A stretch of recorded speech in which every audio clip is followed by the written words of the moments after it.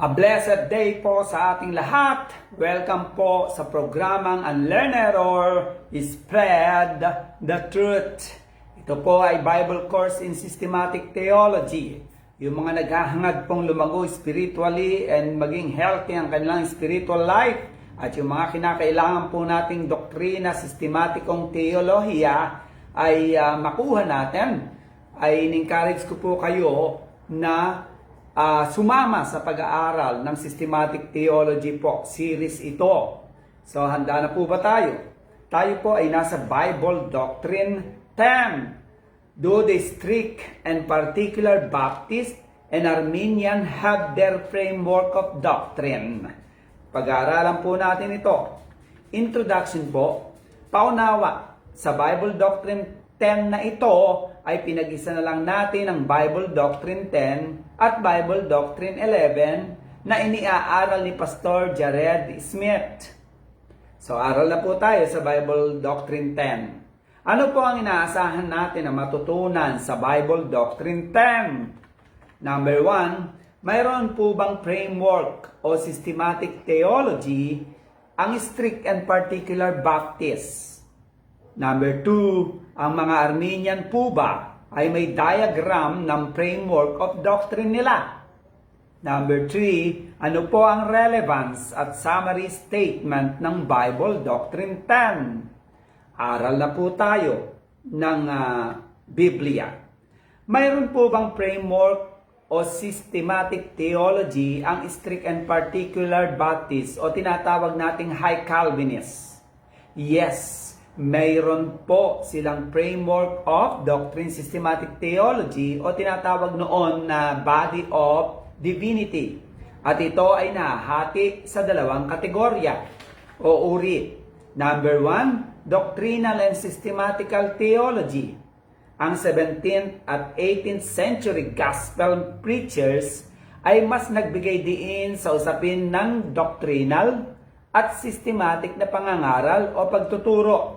Mas binigyan nila ng atensyon ng mind, pag-iisip, intellectual, at mas nag-concentrate sila sa pagpapaliwanag ng doktrina o truth o gospel.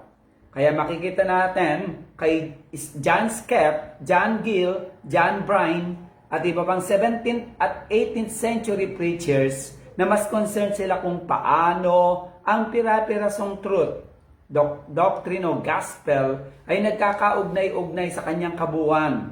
Kasi nga, sa panahon ng 17th at 18th century, ang sinusolusyonan nilang problema ay ang ignorance, kakulangan ng kaalaman. Kaya kinakailangan nilang bigyan diin ang pagpapaliwanag, punto por punto, ang bawat katotohanan sa isip, intellect ng mga tagapakinig, mga ka-truth seeker.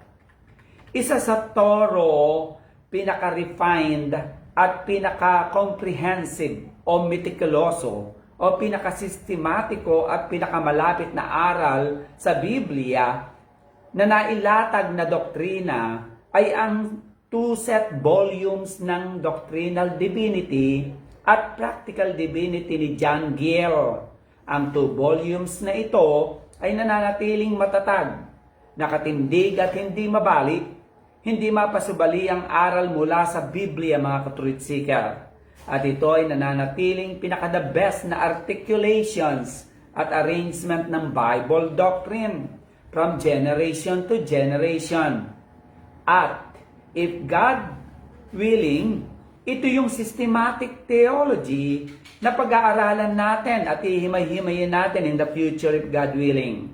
Ito yung pinakamalapit kasi, mga kapatid, most clarified, most refined doctrine of the 18th century. Hindi po ang ginagamit ng moderate Calvinists ngayon na 17th century teaching. Isa pang isinulat ni John Gill ay ang Goatyard Declaration of Faith noong 1729. Ito ay summary ng Confession of Faith o Statement of Faith ni John Gill at ng Goatyard Church na pinagpapastoran niya. At ang summary na ito ay hinugot rin naman sa 2 set volumes ng Body of Divinity ni John Gill. Pangalawang punto, ang theology na itinuturo noong 17th, 18th century ay applicatory and practical theology.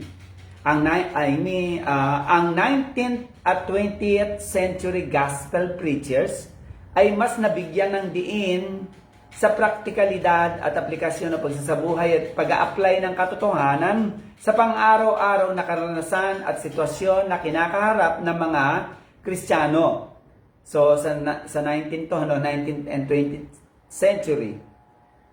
Ang 19th at 20th century kasi ay mga panahon na nailatag at naipaliwanag na ng maayos, nalinaw na ng halos sakto, accurate, na-refine na halos 95% ng doktrinang kinakailangang ma-establish sa puso at isip ng church noong 18th century.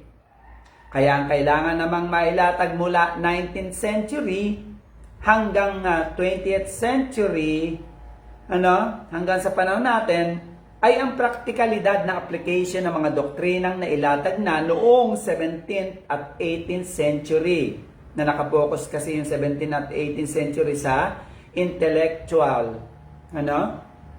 Kailangan naman na sa panahon ng 19th and 20th century ay mailatag naman ng maayos kung paano may apply sa buhay ng mananampalataya ang mga doktrina na nailatag noong 17th and 18th century.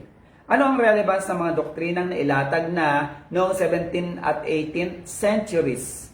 Ano ang kapakinabangan nito sa pang-araw-araw na buhay ng Kristiyano? Ano ang epekto nito sa pang-araw-araw na sitwasyon, problema at negatibong kinakaharap ng bawat mananampalataya? Ito na yung sinusolusyonan sa 19th and 20th century. Meaning ang 19th at 20th century gospel preacher teachers ay nakapokus sa puso at sa pagsasabuhay, pag-a-apply ng truth na nailatag na ng maayos noong 17th at 18th century.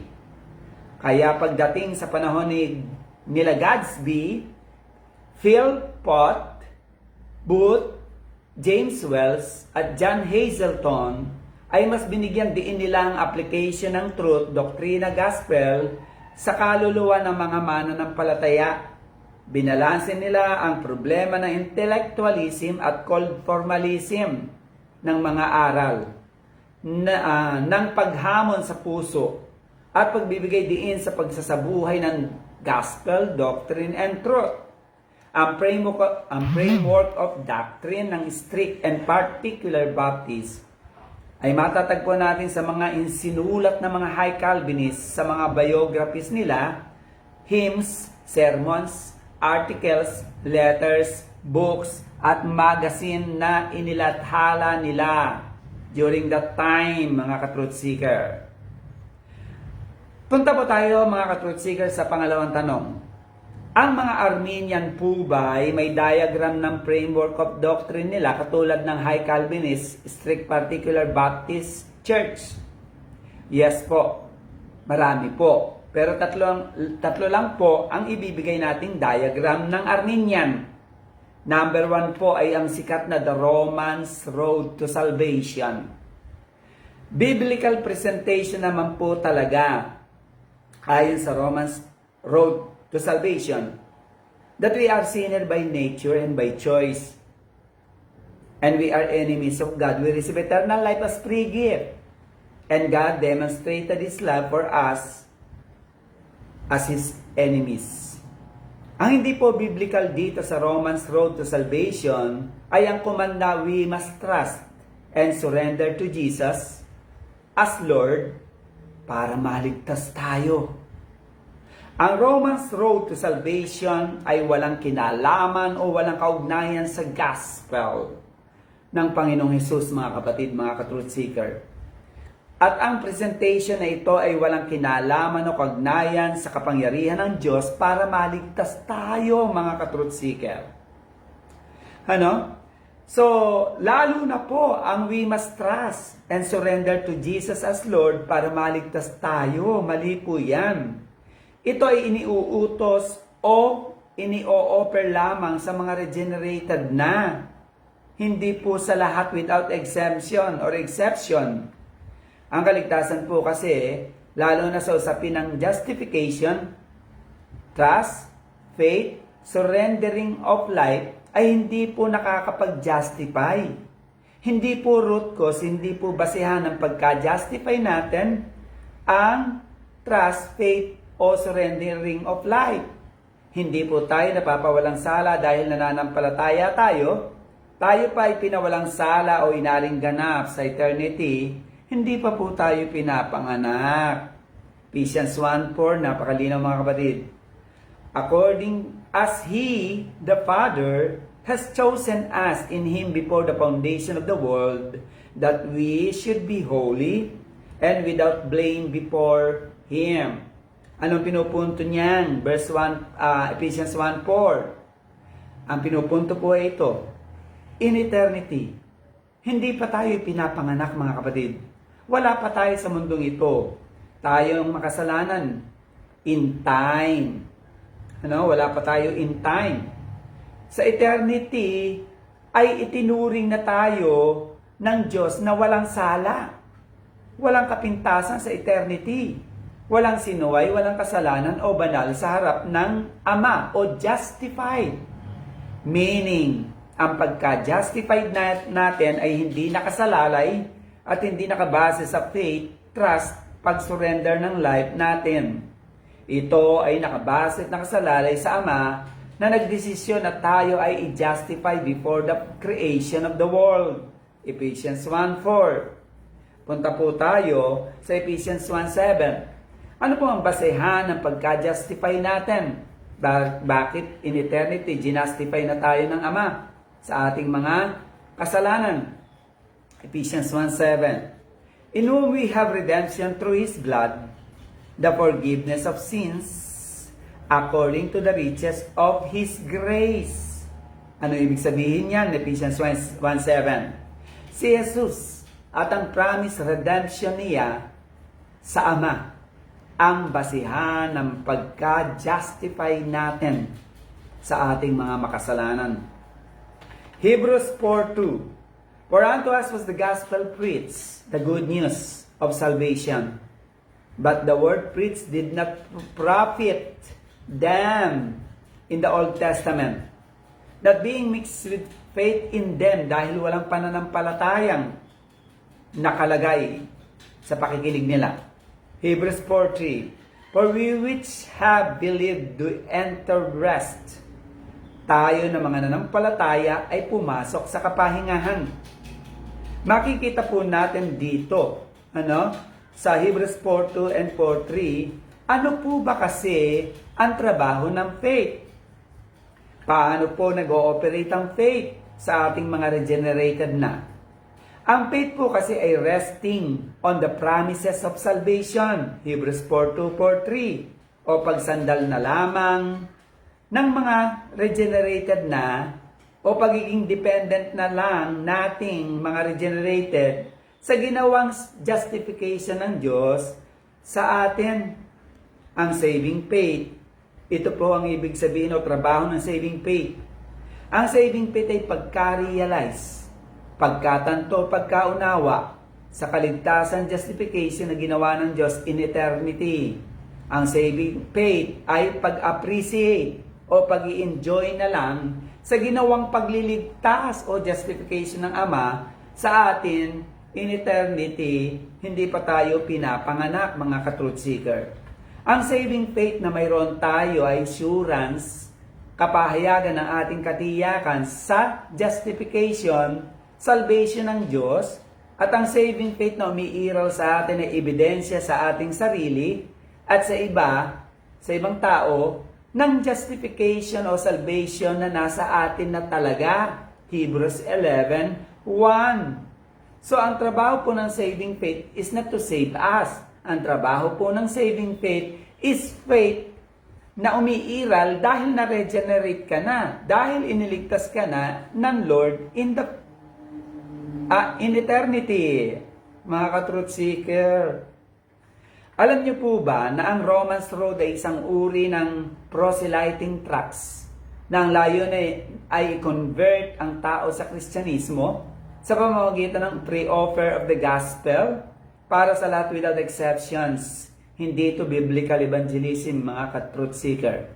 Ang biblical evangelism po ay preaching of the gospel to all people without exceptions, at ang pre-offer of the gospel ay para lang po o pinatutungkulan lang po nito ay ang mga na-regenerate na. Ang hindi po kasi biblical evangelism dito sa Romans Road to Salvation ay pagkatapos i-present ang bad news at good news ay kailangan daw nating lahat na pagdesisyonin, patanggapin, at kailangan natin silang pasunurin sa sinner's prayer, prayer of acceptance o dalhin sa altar call para lamang makatiyak tayo na sila ay ligtas na. My goodness. Sino po tayo para maging mediator ng kaligtasan nila? At sino po tayo para bigyan sila ng assurance na ligtas sila bago natin sila iwanan?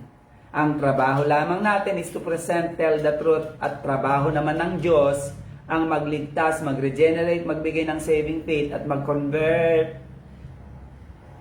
Ang sinner's prayer po o prayer of acceptance, o altar call, o call to a positive response of faith and repentance, surrendering of life ng lahat ng makasalanan without exceptions, ay walang biblical basis, mga kapatid. Hindi God's prescribe at walang gumawa nito sa Old and New Testament. Nag-ugat lamang ito kay Charles Finney na pinalaganap naman ni Billy Graham, mga kapatid.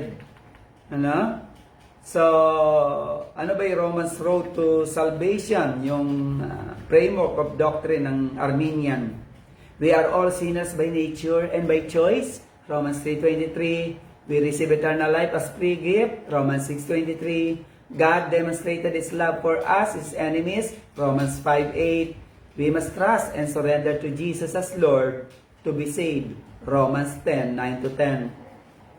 Punta po tayo sa pangalawang framework of doctrine na ginagamit ng Arminian, mga ka-truth seeker. Ang The Gospel Bridge. Kilala po itong Gospel Bridge. Merong bangin, and then yung cross ni Jesus Christ ay nakadugtong doon sa isang bahagi at nakadugtong dito sa ibang bahagi na kung saan ang Diyos ay nandito at ang dito ay makasalanan. Na makakatawid sila sa Diyos, at maliligtas sa pamamagitan ng pananampalataya kay Jesus sa krus ng Kalbaryo. Tama naman po na ang kabayaran ng kasalanan ay kamatayan, at ang regalo ng Diyos ay buhay na walang hanggan ayon sa Gospel Bridge. At tama naman na si Jesus na kaligtasan natin na magtatawid sa atin patungo sa buhay na walang hanggan. Ang hindi po biblical dito, mga kapatid, ay makakatawid daw tayo mula sa magkabilang panig ng bangin patungo sa Diyos kung tayo ay mananampalataya at makakamtan lamang ng makasalanan ang kaligtasan kung sila ay mananampalataya. Then and only then, saka lamang sila magkakaroon ng kaligtasan. Lalabas, mga kapatid, dito na ang free gift of salvation ay dependent sa pananampalataya ng sinners na sa halip na grace ng Diyos ang magliligtas, pananampalataya na ng sinners ang tagapagligtas niya. Sarili na niya. At isa pa, ini-explain na natin kanina pa kung ano talaga ang saving faith na umiiral sa mga regenerated na. No need to explain it again. Isa pang problema rito ay nagiging backbone ng discipleship ang Gospel Bridge at ang Romans Road, na para bang ito na ang lahat na doktrinang dapat nilang matutunan, parang ito na ang blueprint o whole plan ng Diyos sa kanila. Kaya maraming Arminians ngayon na biblically illiterate. Number 3 question. Bakit hindi po biblical ang Romans Road at Gospel Bridge? Number 1, they do not clearly identify the responsibility of unregenerate sinners under the covenant of works. Una, sa ilalim ng covenant of works kasi mga kapatid, nire-require ng Diyos na lahat ng makasalanan ay dapat perfectly makasunod sa heart law. Ano ba yung heart law? Love God above all and love people as yourself. At na kapag hindi tayo nakasunod sa heart law perfectly, ay napaka-imposible mga kapatid na tayo ay maligtas. Kalakip nito ay ang obligasyon na manampalataya tayo para maligtas. In short, in the covenant of works, sinners are required to perfectly obey and have faith in order to be saved. Pangalawa, dahil tayo ay unregenerate sinners under the covenant of works, we cannot perfectly obey God, at ang faith na mayroon tayong makasalanan, spiritually dead, ay natural faith na walang kakayahan at walang abilidad na ma-realize natin, ma-appreciate natin at ma-enjoy natin ang kaligtasang nag-uugat kay Jesus. Number 2, kung bakit ang Romans Road Gospel Bridge ay unbiblical, they do not clearly explain the blessings of salvation under the covenant of grace. Dalawa lang naman po ang covenant, umiiral na basic na covenant umiiral sa mundong ito, covenant of works at saka covenant of grace. Ang mga makasalanan is under the covenant of works, ang mga pinili ng Diyos is under the covenant of grace. They do not exactly explain the blessing of salvation under the covenant of grace. Una, sa ilalim ng covenant of grace, nire-require ng Diyos na lahat ng makasalanan na hinirang ay mare-regenerate o magkakaroon ng union with Christ na kung saan dadaloy ang buhay, righteousness at perfect obedience ni Jesus. Pati na ang karakter ni Jesus. At isa sa karakter na ibinigay ng Diyos sa Espiritu natin ay ang faith o tinatawag natin God-given faith. At itong saving faith na ito ay faith to receive, experience, realize, appreciate, and enjoy the salvation or justification that God has already decided, given, provided in eternity. In short, in the covenant of grace, sinners are required to be born again by the Holy Spirit that produces God-given faith. Para manawaan po natin na in eternity ay iniligtas na justified na tayo ng Ama, in eternity po kasi, mga kapatid, mga ka-truth seeker, sa covenant of grace ng triune God, ay pinag-usapan na ng Ama at ng Anak ang justification ng mga pinili ng Diyos, na makasalanan. Pangako ng Panginoong Jesus sa Ama, Ama, patawarin mo na sila at pawalang sala mo na sila. Dahil more than willing ako na ibigay ang aking buhay, mamatay at ibuhos ang dugo ko sa ikapagpapatawad ng kanilang mga kasalanan. At para mapawalang sala sila, ako nang papalit sa kalagayan nila, ako nang aako ng lahat ng kasalanan nila, ako nang magbabayad nito. Kaya nga in eternity, hindi pa itinatatag ang mundo, ay itinuturing na ng Ama na ang mga pinili niya ay without blame o justified. Ephesians 1:4, through the promised redeeming grace of Christ. Ulitin natin Ephesians 1:4, the Father has chosen us in Him before the foundation of the world, without blame, justified before the Father, ang linaw-linaw. Isa pang halimbawa para manawaan po natin na in eternity ay iniligtas na justified na tayo ng Ama, bagamat itong example na ito ay hindi angkop na halimbawa. Kasi ang halimbawang ito ay falls short of the glory and perfection of God. Kasi nga, di naman namamatay ang Diyos, Ang Diyos ay para lang mga parents natin, na hindi pa tayo ipinapanganak, ay may nakalaan ng mga pamana sa atin. At pag sila ay namatay na at ibinigay na sa atin ang pamana, saka lamang natin marirealize by the operation of faith, at saka lamang natin mai-enjoy at ma-appreciate by faith ang mga pamana na matagal nang ibinigay sa atin ng mga magulang natin, hindi pa tayo ipinapanganak, mga ka-truth seeker.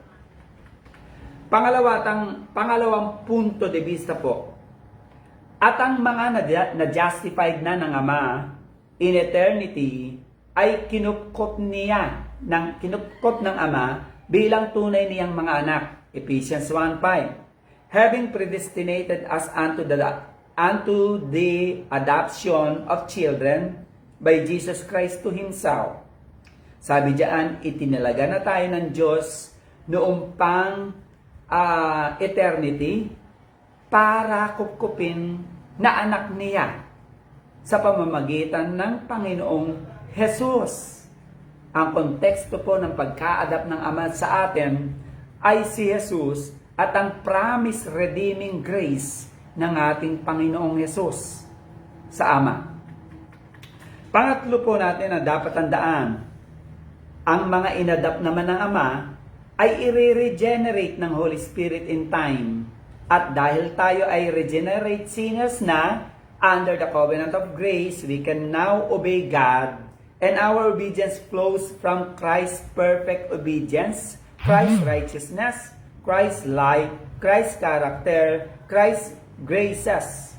At ang faith na mayroon tayong mga spiritually alive, ay supernatural saving faith.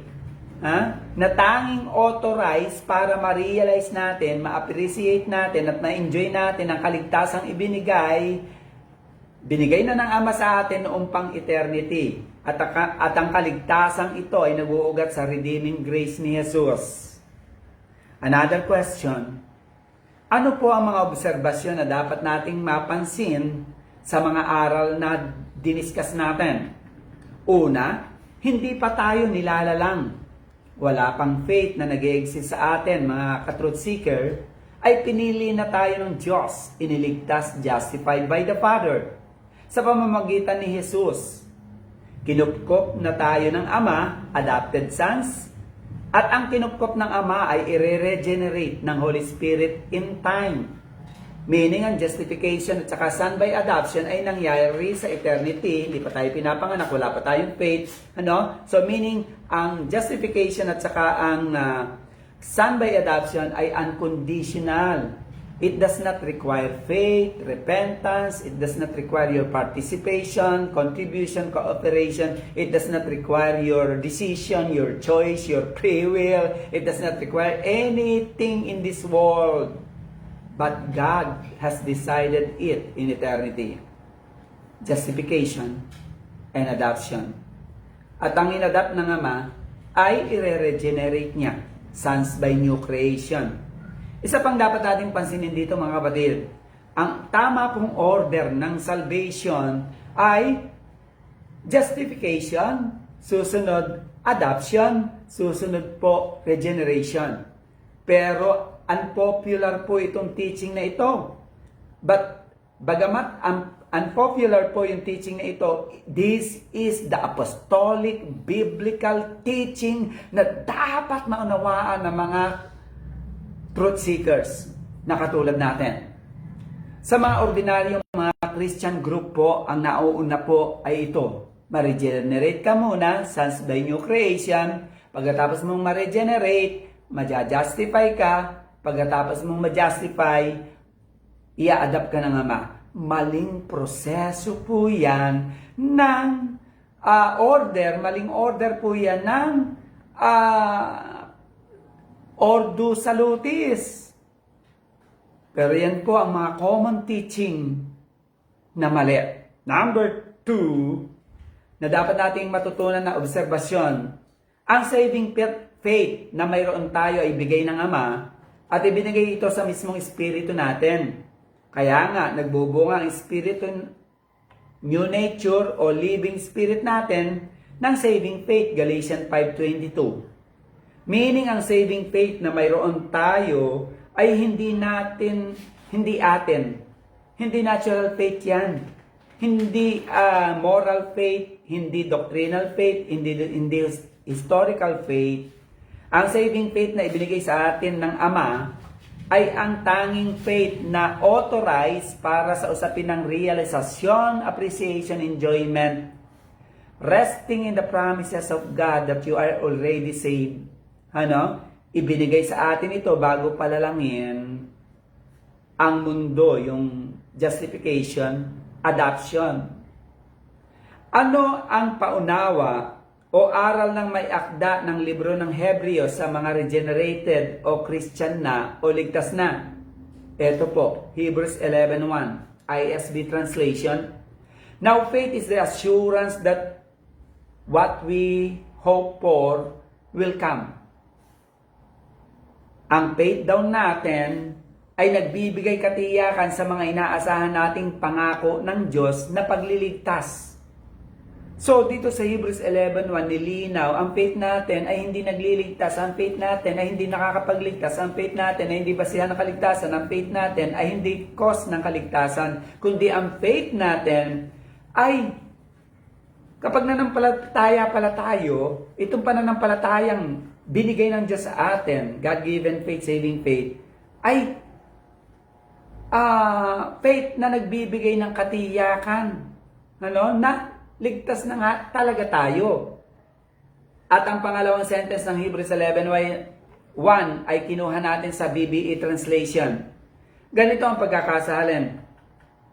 And faith is the sign that the things not seen are true. Ano ibig sabihin yan? At ang pananampalataya natin ay pruweba, patunay, ebidensya, at isang tanda ng mga bagay na di natin nakikita pero ipinangako na ng Diyos, katulad ng kaligtasan natin, past, present, and future, justification at saka salvation, at para sa atin, pati regeneration, at para sa atin, ito ay talagang sakto at totoo na nangyari na at mangyayari. Yun po yung faith. Pangatlo po na dapat nating maobserbahan sa ating pag-aaral, ang saving faith na itinuturo ng Biblia ay faith na ma-realize, ma-appreciate, ma-enjoy, at faith na nagbibigay assurance at rest. At saving faith natin ay pruweba, ebidensya, patunay ng kaligtasang mayroon na tayo before the foundation of the world, at pruweba, ebidensya, patunay ng kaligtasan na naghihintay sa atin in the future. Hindi ito faith na makapagliligtas. Hindi ito instrument na dadaluyan ng kaligtasan. At lalong hindi ito instrument na ilalagay si Jesus na gamot sa kutsara para mainom natin at para gumaling o maligtas tayo. Pangatlo pong punto de vista. Na ang mga salitang tayo ay maja-justify by faith alone, tayo ay maliligtas by faith, by believing, and you shall be saved by faith. Ang mga ito ay tumutukoy sa saving faith na nag-uugat sa Holy Spirit of regeneration, na kung saan tayo ay pinag-isa kay Jesus at nang tayo ay pinag-isa, ang life, righteousness, character, graces, and true holiness ng Panginoon Jesus ay dumaloy, ibinigay sa ating espiritu. Isa na nga rito ang karakter na saving faith. At ang saving faith na ito ay hindi instrument, hindi daluyan ng kaligtasan, at hindi instrument o daluyan ng tagapagligtas para matanggap natin ang kaligtasan, mga ka-truth seeker. Ang God-given faith o saving faith na mayroon tayo ay faith to realize, faith to enjoy, faith to appreciate, faith to rest in the promises of God of salvation. Faith to embrace the salvation God has provided and given unto us before the foundation of the world. In eternity, salvation by justification and adoption dahil tayo ay judicially condemned ng Diyos. So, ang God-given faith o saving faith na mayroon tayo ay faith to realize, mga kapatid, faith to enjoy, faith to appreciate, faith or rest, faith to embrace the salvation of God that He has provided in eternity. Dahil tayo ay niligtas ng Panginoon noong pang-eternity. So, ang faith na mayroon tayo ay faith na nagbibigay assurance at ebidensya na tayo ay tunay na ligtas na at ating katawang lupa na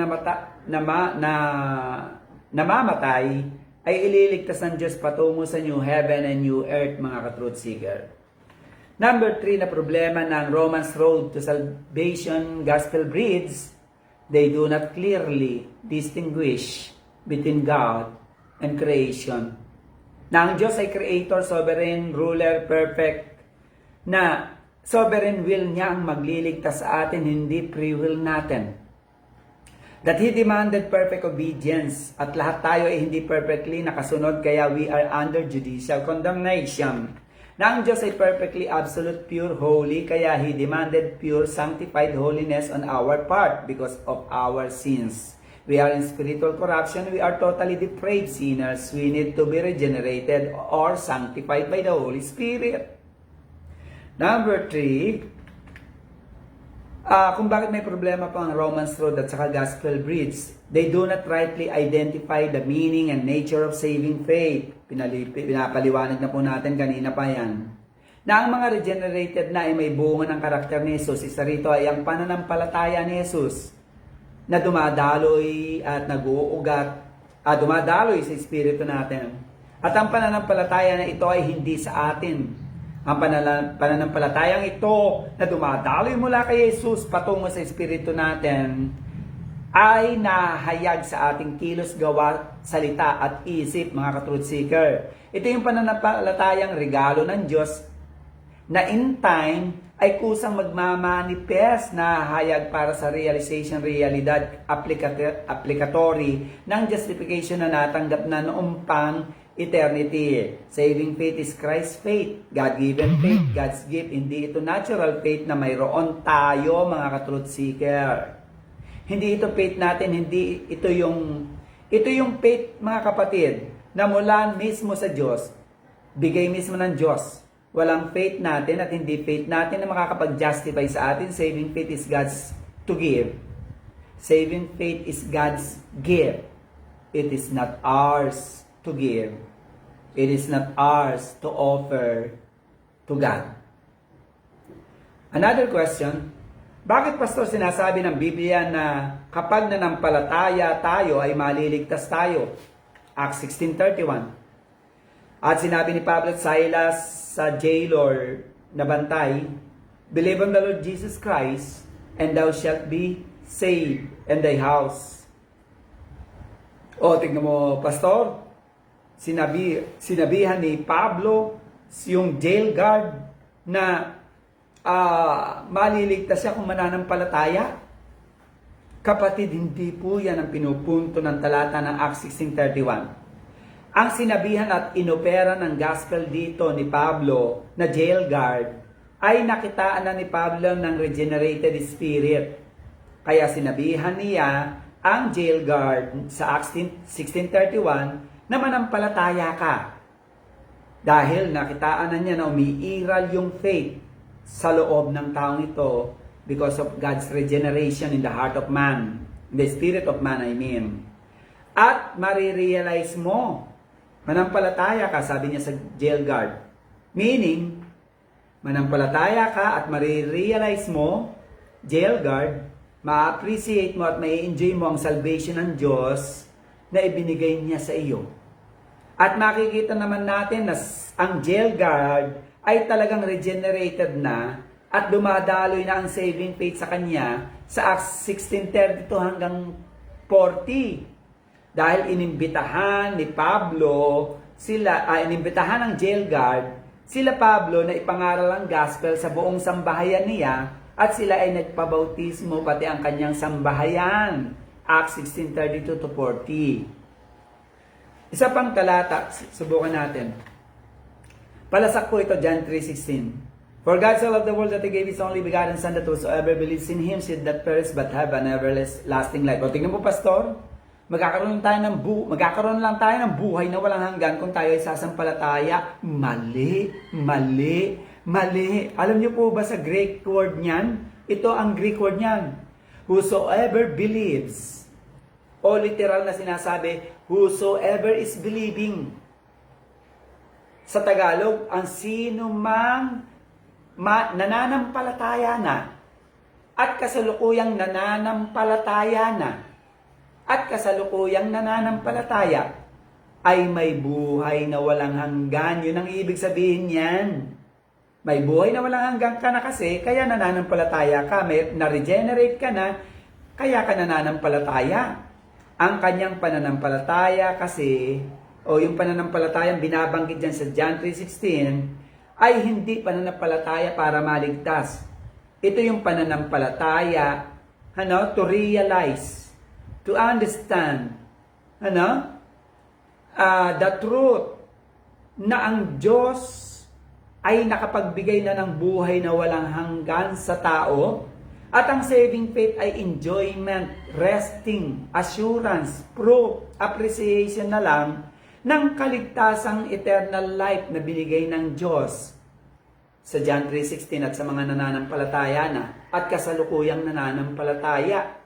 Bakit sila nananampalataya na at kasalukuyang nananampalataya at inuutosang manampalataya? Kasi nga, ginastify na sila ng Diyos. Before the creation of the world, Ephesians 1:4, Romans 10:9, ito pa yung palasak na ginagamit ng mga Armenian. That if thou shalt confess with thy mouth the Lord Jesus and shalt believe in thine heart, thou shalt be saved. Kung ikaw ay mananampalataya sa inyong puso, maliligtas ka. O tignan mo, pastor, manampalataya ka, and then pagkatapos mong manampalataya, maliligtas ka. Mga kapatid, ang sinabihan at inopera ng gospel dito ay ang mga regenerated na. Actually, ang kinakausap dito ni Pablo ay mga ligtas na. Kaya sinabihan niya na manampalataya ka at ma-realize mo, ma-appreciate mo at ma-enjoy mo ang salvation ng Diyos na binigay sa iyo.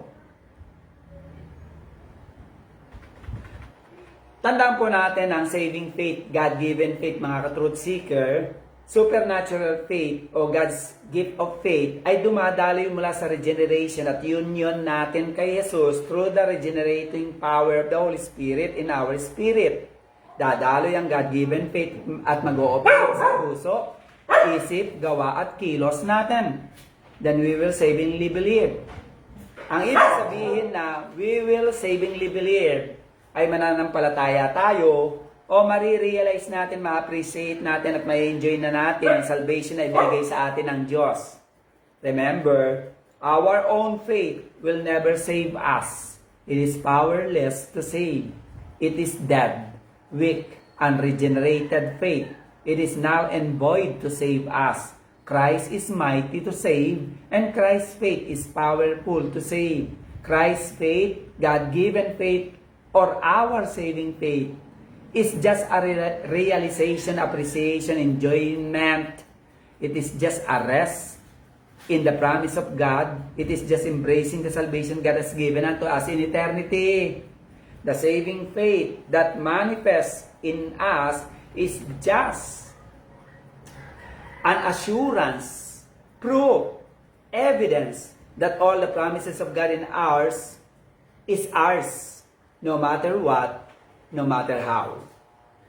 Now, another thing na problema po sa Romans Road at saka sa Bridge Gospel Bridge, they introduce a sinner's prayer which is a perversion of the gospel truth. Ang sinner's prayer, ang prayer of acceptance, prayer of faith, or altar call ay unbiblical, hindi prescribed ng Diyos, mga kapatid. Another framework of doctrine ng mga Armenian ay ang dispensational time frame. Ito ay base sa aral ni John N. Darby, the father of modern dispensationalism noong early 19th century.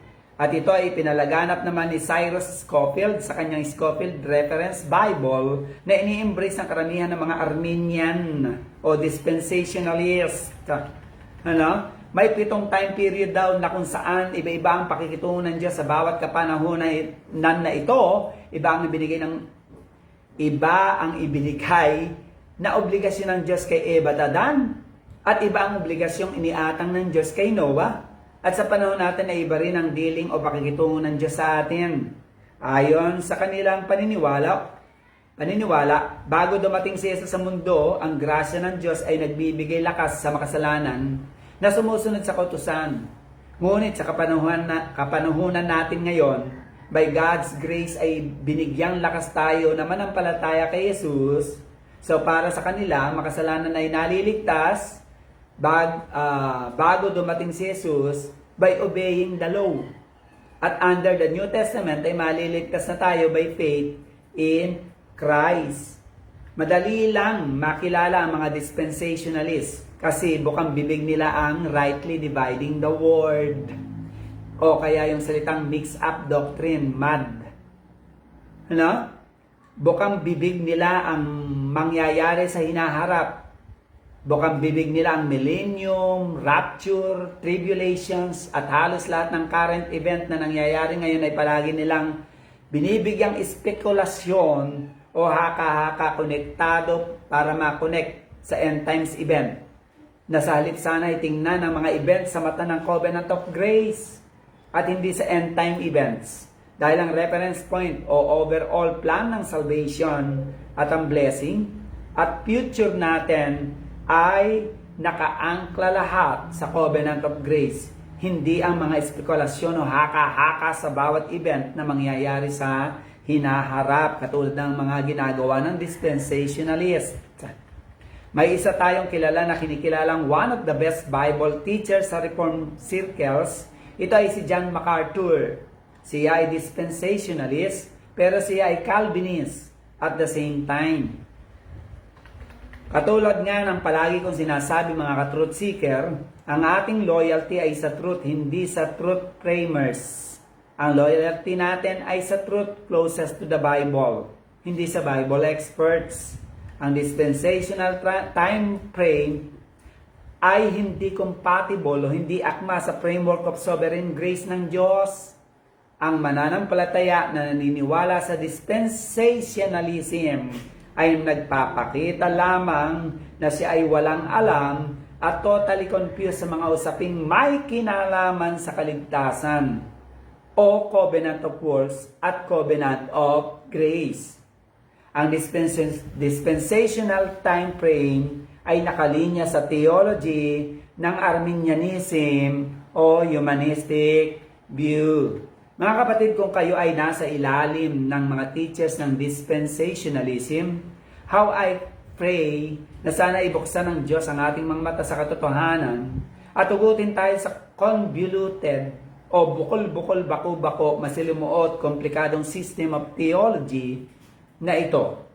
At nawa ay alisin tayo ng Diyos sa mumbo, jumbo o aral na nagbibigay sa atin ng kalituhan, kaguluhan at pagkaligaw sa katotohanan.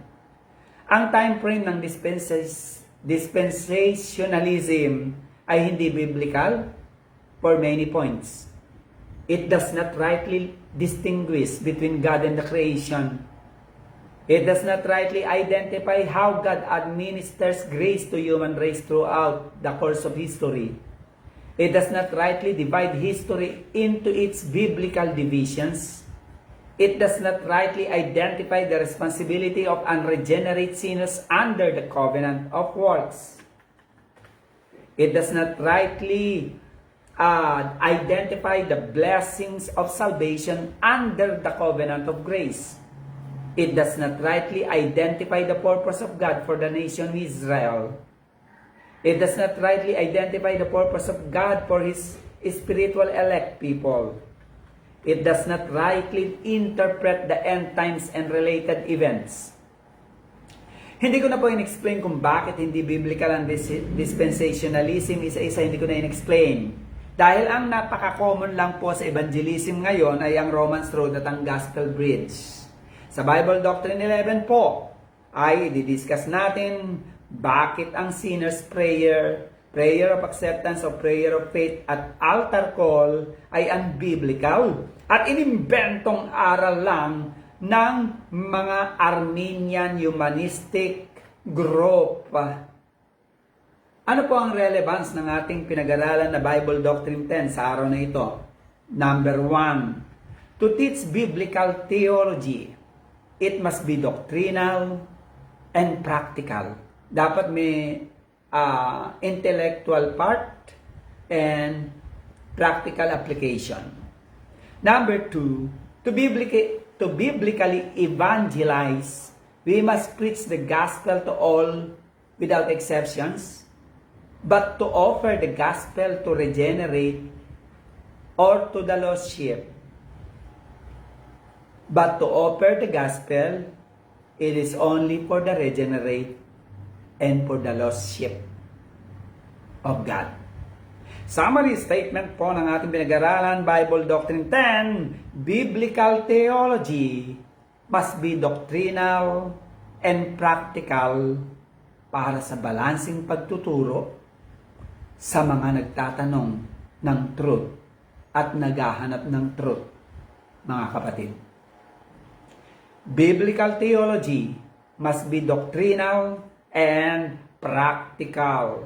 Good day and God bless po sa ating lahat. Kita-kits po tayo sa Bible Doctrine 11.